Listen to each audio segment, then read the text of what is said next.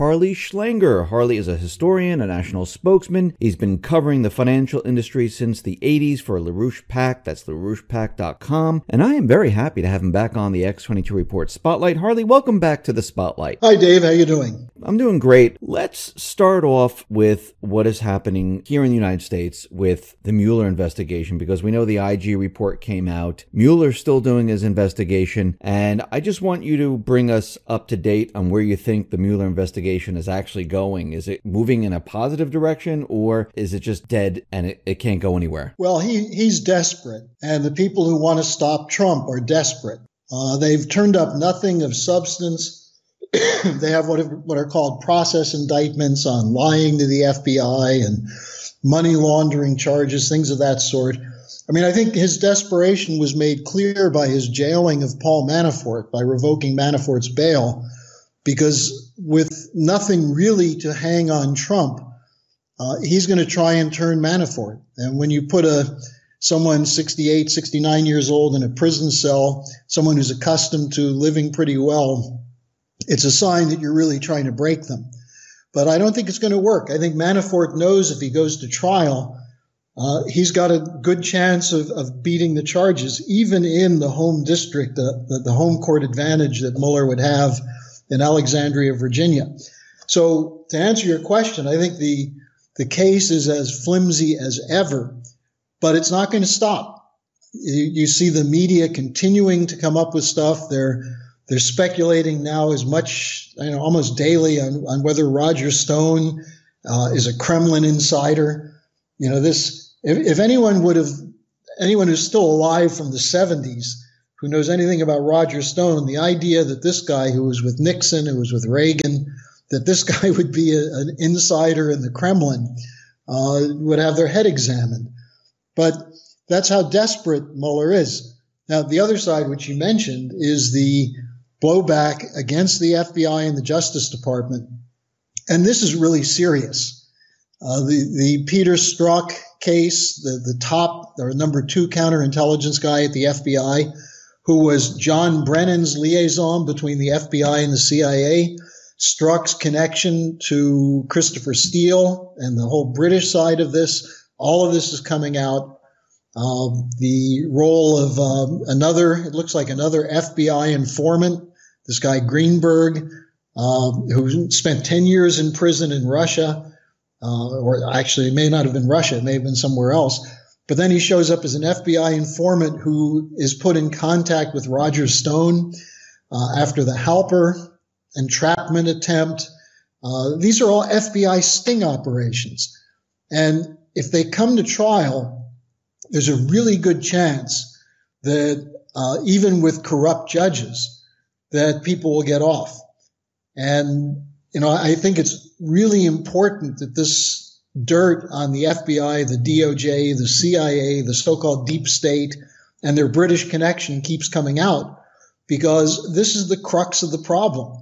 And what we can talk about in the program today is that you have a collapse underway in the Western financial system. You have a breakaway that's consolidating in Asia. And now you have a group of what you might call rogue European nations that are challenging the EU. And if Trump works with Asia, with China, Japan, South Korea, and Russia, as he did with the Kim Jong-un meeting, if he works with Asia on economics, on development policy, then Europe is either going to fall off the map or they're going to have to come along also, in which case the old transatlantic system is dead. And all I can say to that is good riddance. So do you think Trump is actually headed in that direction where he's going to be working with Xi Jinping? Because now they have Kim Jong-un on board. Kim Jong-un is meeting with Putin. They have, Trump meeting with Xi Jinping and Kim Jong-un meeting with Xi Jinping. Do you think this is all part of the One Belt, One Road, the next economic system where they're, building this from the relationships with each other on the Asian front?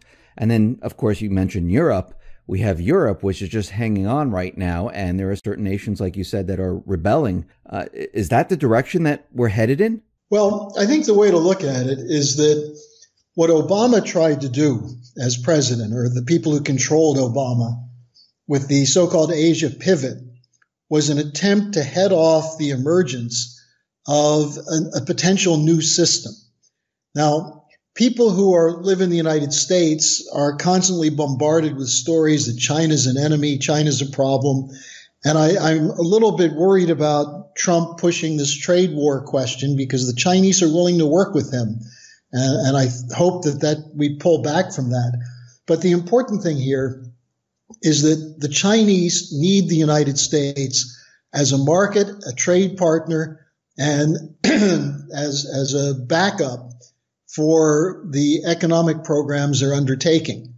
Now, we need China because we depend on China for a lot of our manufactured goods, but also China is a potentially enormous market for American firms such as Boeing, Caterpillar, and others that could work with China on the New Silk Road or the Belt and Road policy. But the test to this was North Korea. And Trump, in his first meeting with Xi Jinping, set in motion a collaboration to bring North Korea to the table. And one of the key things that this involves, which was in that 4-minute video that the U.S. media tried to make fun of, but was really an important contribution to the discussion, is that we're offering North Korea, Trump is offering North Korea, and Xi Jinping is offering North Korea a connection to the Belt and Road Initiative, so that there are 3 pathways going through North Korea connecting Russia, Japan, South Korea, and China to Western Europe on the Belt and Road, the high-speed rail system. So this is an offer you can't refuse, you might say, if you're a North Korean president. So this was put together as a package. Instead of Obama's policy of excluding China and threatening war in the South China Sea, trying to stare down China on trade, what happened is that Trump made a series of initiatives with Xi Jinping, and they hit it off. The Russians are involved in this. While the G7 summit was collapsing in Canada, and for good reason, maybe it's going to become the G4 soon. But while that was collapsing, there was a conference called the Shanghai Cooperation Organization that took place in China with Xi Jinping, with President Putin, with Modi of India, the president of Pakistan, the president of Afghanistan. Many of the countries of the Eurasian Economic Union met and mapped out an extensive series of economic plans. Now, if the Chinese continue in this direction, with the possibility of American support, then the old speculative dollar system gets thrown out the window. Not the dollar, but the system which says that the only way to make money is speculation, higher and higher risk, I win, you lose. Instead, that could be replaced by what the Chinese call a win-win solution, mutual benefit. And I think Trump is very much orienting in this direction. I think his tough stand on trade with China is that he is convinced that unless you do something about the trade deficit with China, which is quite huge and which the Chinese have taken advantage of the United States, China's going to have to give. They're going to have to do some concessions. But both of us need each other. And it's certainly a better alternative than going to war in the South China Sea or going to war with Russia over Ukraine. Now, since Trump is pushing forward these tariffs on China, you see it all over the corporate media. They're saying, trade wars leads to currency war, leads to war. Do you think this is what he's trying to do, bring us to war? No, not at all. I don't think he wants to bring us to war. I think that's why he wants to talk to China, to Kim Jong-un, to Putin. It's in fact the people who are saying this would lead to war who are the ones pushing for war.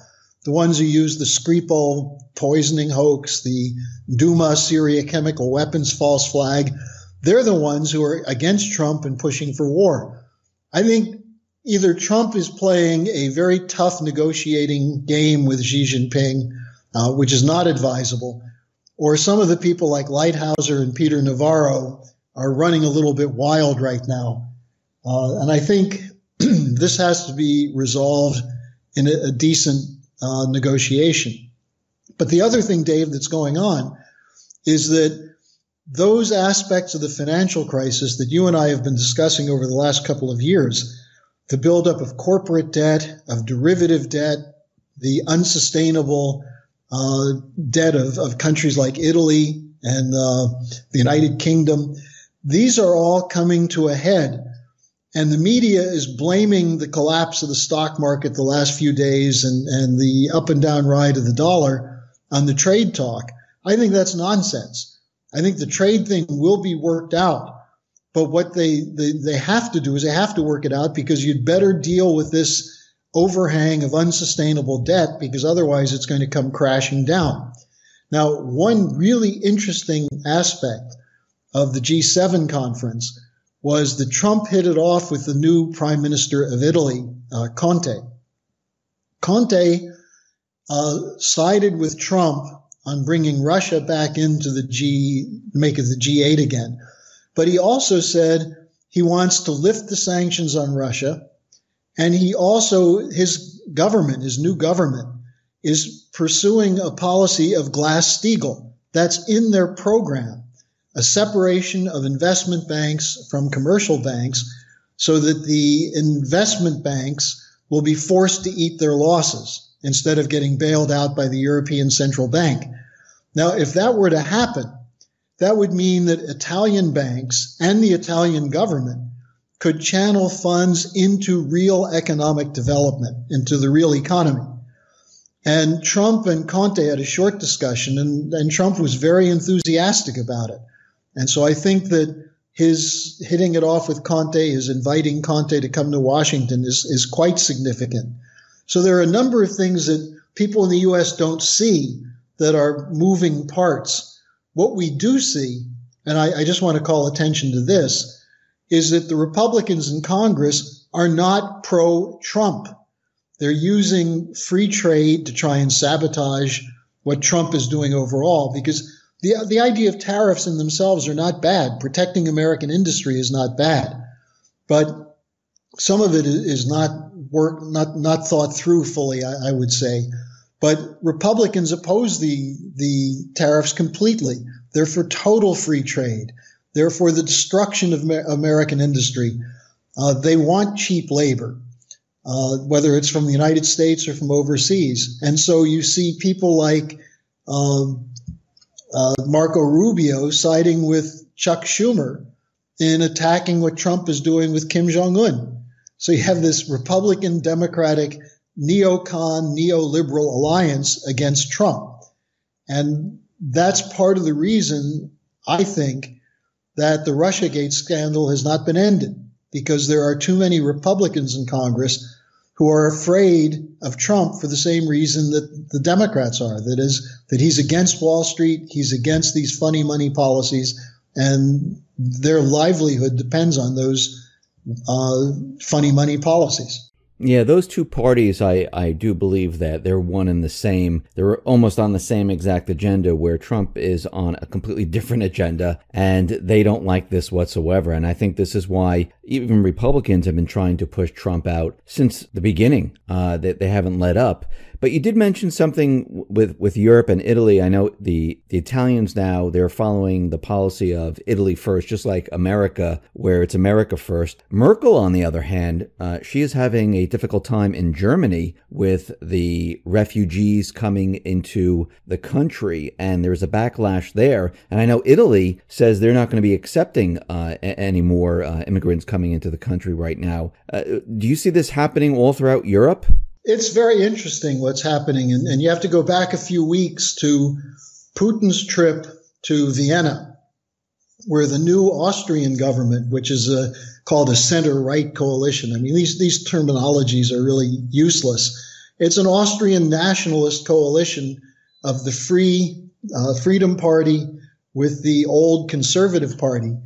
But what are they calling for? They're calling for an end to sanctions on Russia. They're joining with Italy, saying the European Union policy on refugees doesn't exist, and you need to have a policy that protects national interests. And the coalition partner of Merkel, the Christian Social Union, which is part of the Christian Democratic Party, it's Bavaria, Munich, southern Germany. they're siding with Austria and Italy. Now, what happened in Italy is interesting because the majority of the vote in the last election went to the Grillo party, which is sort of a kind of crazy amalgam mishmash.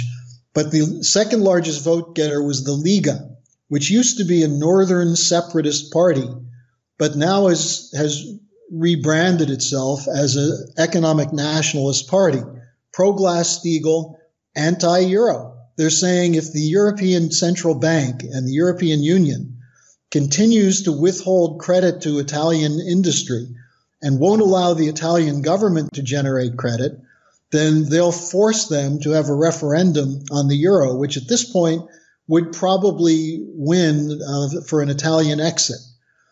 So the new government in Italy is taking a hard line against the crazy bankers of Brussels, Frankfurt, and London. Now, the new wrinkle is that Seehofer, who's the head of the Christian Social Union, Merkel's partner, had a phone conversation with the Italians and with the Austrians, and they called for a common policy. Now, they're being attacked as racist, anti-immigrant, hardcore genocidalists, basically. But here's what happened. A boat that was coming to Italy in violation of the various agreements that were made, the Italians turned it back. Now, the Spanish government took the refugees from that boat, but the French attacked the Italians. So the Italians said, well, why are you attacking us? You don't take any immigrants. And so the Italians said, we need a European policy. So Merkel jumped in and said the European policy should be to accept a certain number of immigrants, and the ones we don't accept, we'll put in detention camps in North Africa. Now, they're basically talking, and for Germans, this is quite shocking, they're talking about concentration camps for African refugees. Now, the Italians, instead of embracing that, what did they say? They said, look, why don't we work with China to invest in building the countries of North Africa up? Why don't we build some infrastructure there, some water projects like Gaddafi was doing, some rail, some power plants? And so instead of being racists against the Africans and the Arabs in North Africa, what the Italians are saying is let's have Europe work with the Chinese of this peace to develop these countries so that people won't leave Africa. They won't risk dying of thirst in the Sahara or drowning in the Mediterranean, but they can live in their own countries. The EU and Merkel are opposed to that. So Merkel's in a corner right now. Her coalition government, as of this moment, is hanging by a thread. She's trying to work out another compromise. I think, like a cat that's already seen its 9 lives gone, Merkel is on a very short half-life.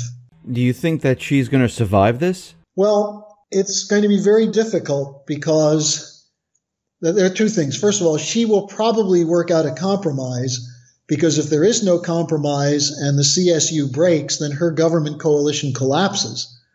There's no alternative coalition that could come in, so there'll be new elections. And who will gain in those new elections? Probably the AfD, the so-called right party.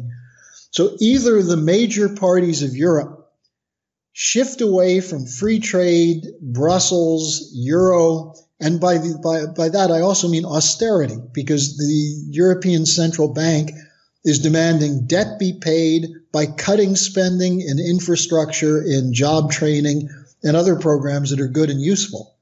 So they're all unpopular. That's why all the political parties in Europe are collapsing, the major political parties, just like the Democrats and Republicans are becoming more unpopular in the United States. So either Merkel or someone is going to have to come up with an economic nationalist policy for Germany, or the European Union is going to break apart. And this is like a slow train wreck. You know, sitting here in Berlin, I was just at a conference today, and people were putting forward all kinds of scenarios. And I said, look, none of these scenarios will work because they're based on the same assumptions that you've had for the last 5 years. And everyone got very glum and said, yeah, that's true, but we have no option. And I said, sure, you have an option. Let's create prosperity. Let's junk the policies of bailout. Let's junk the speculation. Stop having people suffer so that the banks get their derivatives bailed out. Instead, let's generate national credit into the real economy so that if you're going to take on new debt, let's have it go towards something that will increase the value added to the productive process so you can pay off the debt, as opposed to borrowing to create new debt to pay off old debt. And I think that's what the Chinese have tried to do to take the hot air out of their bubble. And that's a good policy. Well, will we do it in the United States? Will they do it in Europe? That's the $64 million question.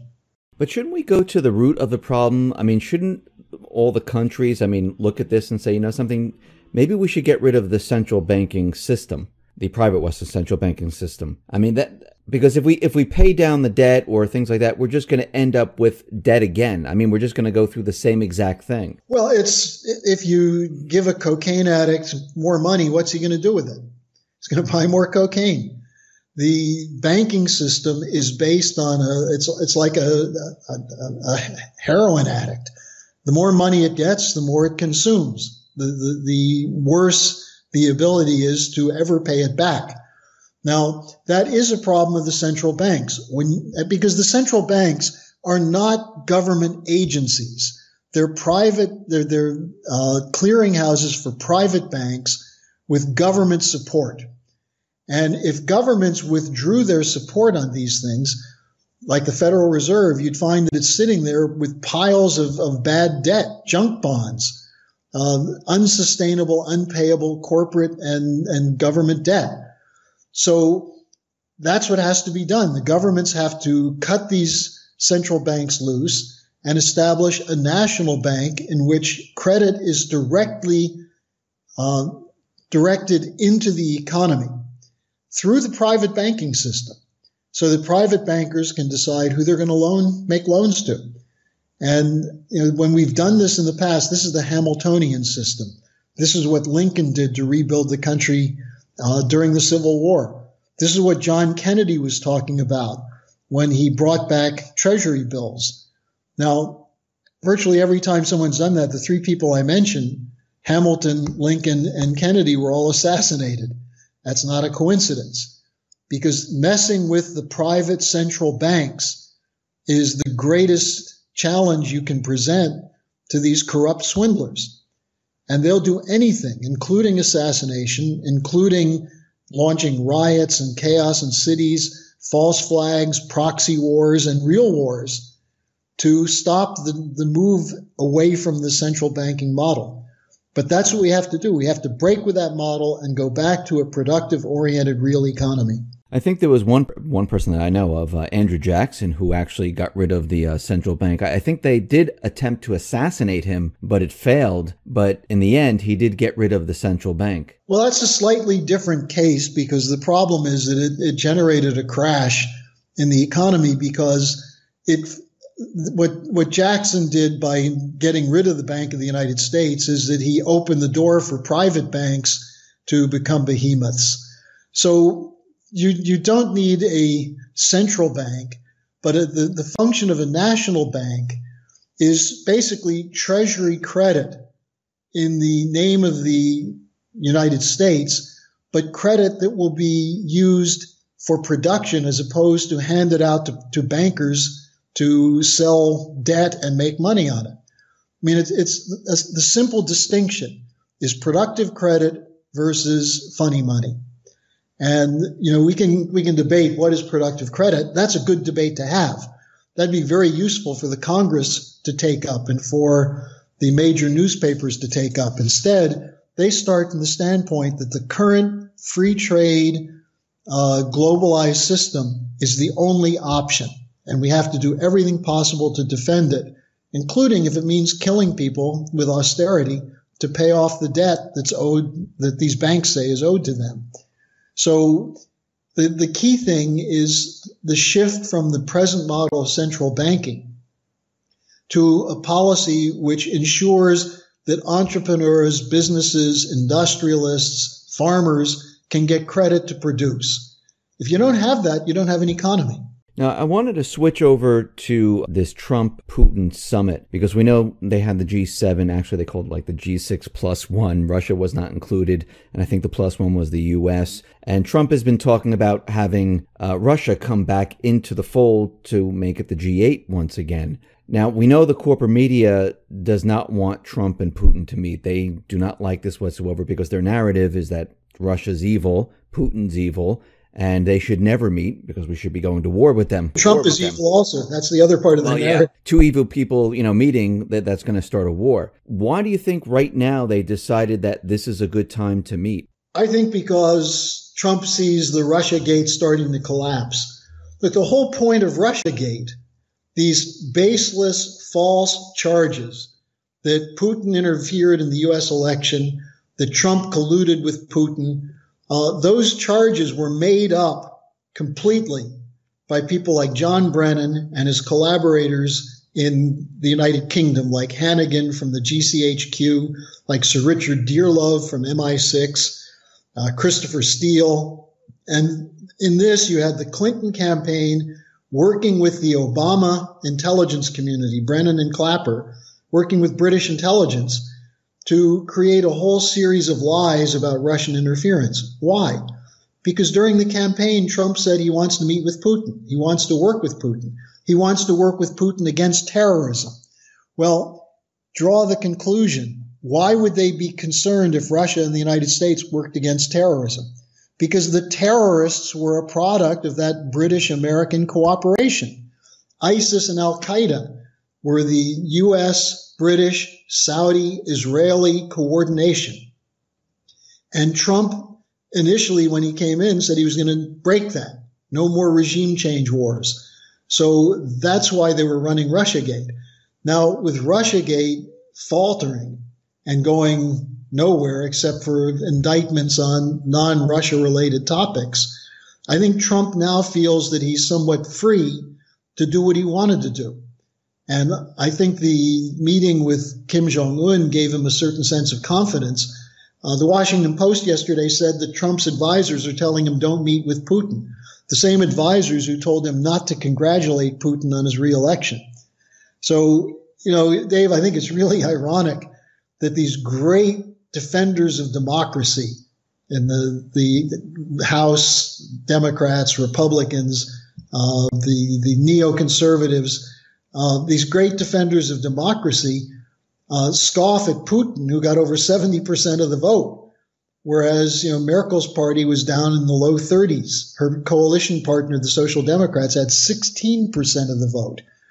So, who are the real believers in democratic processes? Certainly not the EU and these guardians of U.S. purity who are out to destroy Trump, who, after all, did win the election.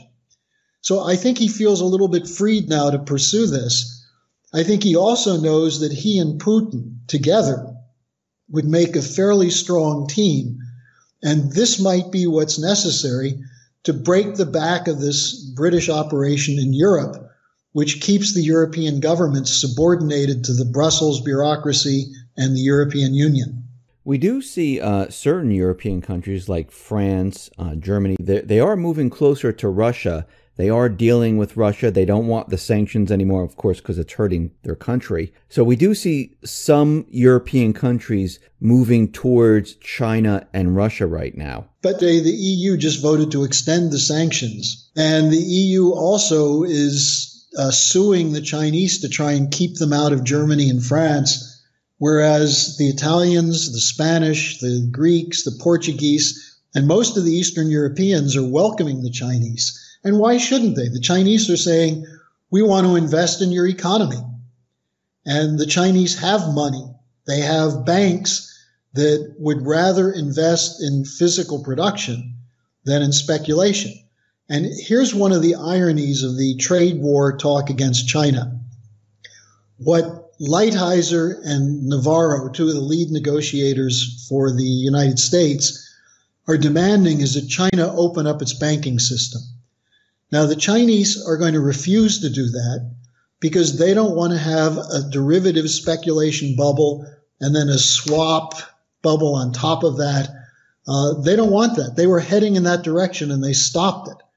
The Chinese, in effect, have banking separation like Glass-Steagall. So that with all the dollars they have, the treasuries and US dollars, they use that as a base for extending credit for production. And that's why New York bankers, Goldman Sachs, the Rockefellers, the Rothschilds, and others want to get into China. They want to grab the liquidity, just as they did from American firms, just as they've done in the United States.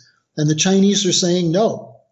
So I think what we're going to see on this is, if Trump doesn't learn the lesson, we're going to have a really nasty fight with the Chinese. But I think if Trump and Xi Jinping get together, if Trump and Putin get together, what they'll realize is that we all have the same enemies. Yeah, I agree with that. We do all have the same enemy. We just have to point the finger at the enemy instead of pointing it at each other. And you mentioned Russia, China, their economy. Now, Russia and China, they've been de-dollarizing. Same thing with India. The African nations are saying that we rather deal in yuan than the dollar. It makes no sense to use the dollar right now. And we see a lot of bilateral trade agreements with China and many different countries. Same thing with Russia. Now, they're continually doing this. And actually, Russia came out and said they're reducing their treasuries because they want to protect their reserves. So do they see that this whole dollar economy is starting to deteriorate and break down very quickly? Oh, sure. Look, the Russians have a huge amount of gold.